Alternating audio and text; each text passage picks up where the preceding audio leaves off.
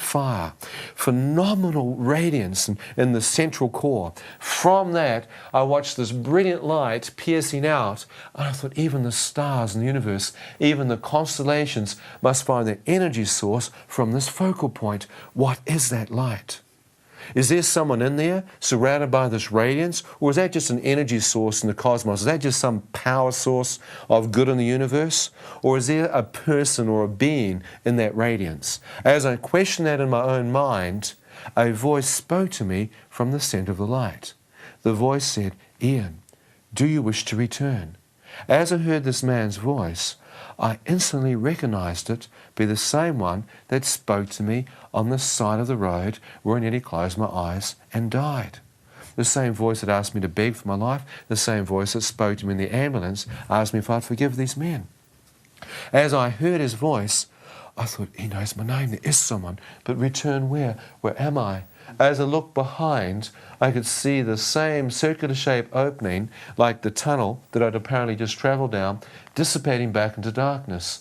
I thought, darkness, hospital bed, my physical body. Have I left my physical form? Have I actually come up this tunnel of light?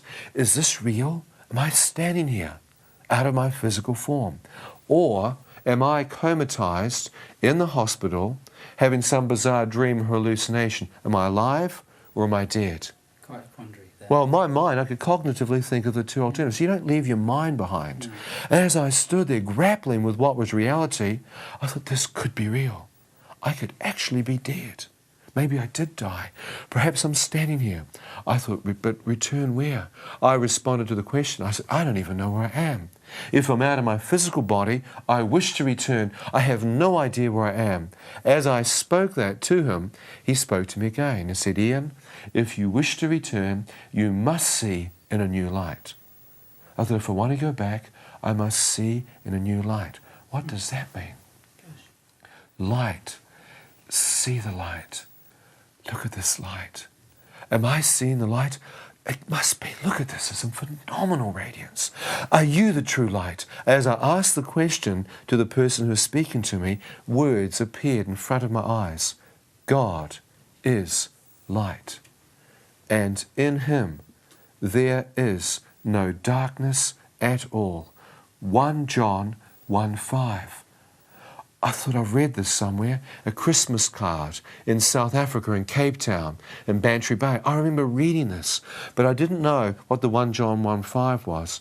I thought there were hieroglyphics, Roman or, Egyptian, something. I had no idea what that numerology was.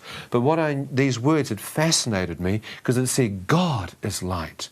Every other philosophy or religion I'd ever heard anyone expound on said that God is yin and yang, light and dark, good and evil, in the circle of life, as they used to tell me in their philosophy and their religion. God had both light and darkness in him. They said, well, you've got good and evil in you, Ian, so therefore if you're created in the image of God, God must. But this teaching said, no, God is pure light. Man might have good and evil in him, but God has none. He is pure light. As I stood there, I thought, could that be God? And in him there's no darkness at all. I've just come from darkness. Whoever this person is, whoever this being is, there is no darkness, no shadow, nothing but light. Could that be God? As I'm standing there, I'm thinking, well, it could be. Look at the intensity and power that's surrounding him. Look at the phenomenal light. And whoever he is, he knows my name. And he knows what I'm thinking. Before I even speak, he knows my inner thought. I thought only God could do that. I thought if that is God and God is light, then his light and presence must be able to search my inner man. His spirit must be able to see everything that I've done wrong in my life. You know, you can put a masquerade or a mask up before people, you know what I mean? Right. You can fool people. But here, I knew that all the masquerades and masks in my life were gone. I was undone. That light was penetrating and searching the depth of me. I thought, they've made a mistake here. I shouldn't be here. I'm not a good man. I should crawl back under some rock or go back into the darkness where I belong. I don't want God to see my life transparent before him. Have you ever been ashamed of stuff? I mean, I've done some stuff. I thought, nah. All of us have. I've done that stuff, man. I knew myself. I began to pull back. As I began to pull back towards the darkness of the tunnel, I watched a wave of radiance come off him and move towards me. I expected it to touch me and literally catapult me back into the pit. But as this wave of light emanated forth off him, it moved through me. And all I got was love. I thought, you can't love me, I've cursed you. More love came. This time it got stronger. I said, why are you loving me, God? Don't you know what I've done? More love. I said, I've slept around, taken heaps of drugs, more of his love. I couldn't believe. My whole body tingled with a supernatural presence as love and forgiveness and acceptance just came to issue forth from him. It's like he was completely embracing me with his presence no matter what I'd done wrong. I couldn't understand it, I felt myself beginning to weep. As I began to weep, the love got stronger. I could feel this liquid love moving through me and filling me up on the inside. I felt the entire part of my being being filled with light, but more tears kept coming. I just couldn't understand that God could accept me as I was. As it continued to come, I looked out to see I was now surrounded, encased in radiance. My entire person was full of light, and I was totally at peace. As I stood there, I watched the waves of light ebb and then cease. And I thought, I wonder if I could possibly step through the light that surrounds God. I thought, I'm so close. I wonder if He'd let me in. I stood there and said, God, could I come in? I want to ask you the meaning and truth to life. He said nothing. So I thought, if He can love and accept me as I am, surely He won't mind. So I stepped towards the radiance. As I did, I found myself disappear into this light. It was so dense. It was like a cloud. As I moved into it, I was now aware inside the light were like shimmering veils of fluorescence.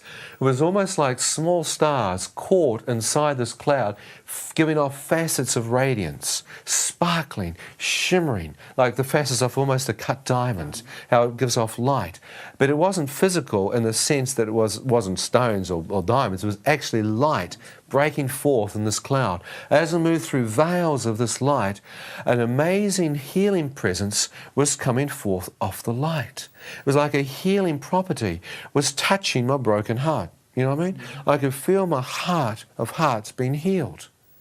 I mean, I'd look for love and sex and stuff, but this was pure.